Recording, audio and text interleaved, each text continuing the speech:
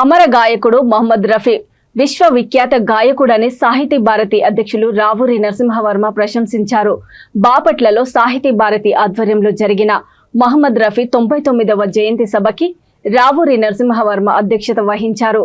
రఫీ ఒక హిందీ భాషలోనే కాక డచ్, అరబీ, పారసీ, ఇంగ్లీష్, సింహళం వంటి విదేశీ భాషలతో పాటు తెలుగు, తమిళం, బెంగాలీ, కన్నడ, సింధీ, మరాఠీ, భోజ్, పూరి, అస్సామీ వంటి 26 భాషల్లో దాదాపు 7,500 పైచిలుకు పాటలు పాడారని తెలియజేశారు.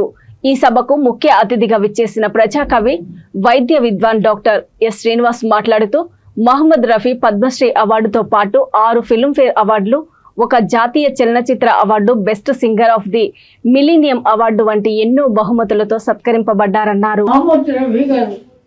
కొన్ని వేల గీతాలు ఆలపించి హిందీ చలనచిత్ర సీమలో తన స్థానాన్ని సుస్థిరం చేసుకున్నారు. అలాగే చలనచిత్ర సీమలో, తెలుగు చలనచిత్ర సీమలో ఆయన తన గాఢామృతాన్ని వినిపించి భలే తమ్ముడు, ఆరాధన చిత్రాలకు ప్రాణం పోశాడు. నామది నిన్ను పిలిచింది ప్రాణమై, గోపాల నిన్నే కోరి అలాంటి మధురగా ఆలపించిన మహమ్మద్ రఫీ గారిని స్మరించుకుంటూ సాహితీ భారతి ఆయన నివాళులర్పిస్తుంది. మహమ్మద్ రఫీ ప్రపంచ ప్రఖ్యాతి చెందిన గాయకుడు.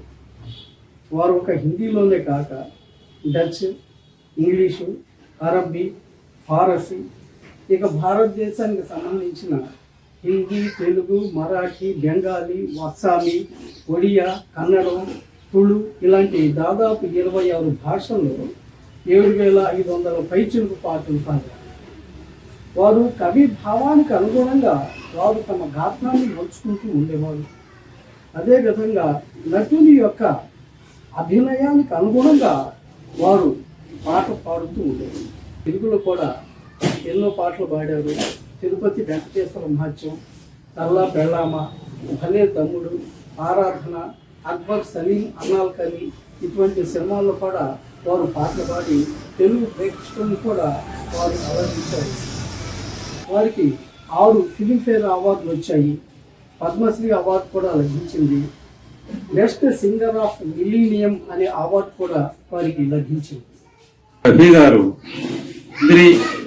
హిందీ చిత్రరంగంలో మహోన్నతమైన స్థానాన్ని సంపాదించుకున్నారు. అలాగనే మన తెలుగునాట ముద్దులకే మధురమైన పాటలు మన హృదయాల్లో స్థిరస్థాయిగా నిలిచిపోయాయి. ఇంతటి మహాగాయకుడు, వారి గాత్రంలో ఉన్న ప్రత్యేకత వారికి తప్ప సాటి లేనిదని ఆనాటి సంగీత విద్వాంసులు చేసే ప్రశంసలు అందుకున్న గాయకుడు ఆయన. మహమ్మద్ రఫీ గారు చాలా గొప్ప గాయకుడు. ఆ గాయకుడు ఆయన యొక్క స్వరమే దేవుడిచ్చినటువంటి వరం. ఆ వరం ఆయనకి అందరికి కూడా, ఆ వరం అందరికి కూడా లభ్యం కాల. ఆయన పాటలు వింటూ ఉంటే ప్రజలు గురువుతులుగేవాళ్ళు అనమాట. ఆ మహానుభావుని ఈ రోజు మేము తలుపుకోవటం మా అదృష్టంగా భావిస్తూ ఇంతటితో ముగిస్తున్నాను.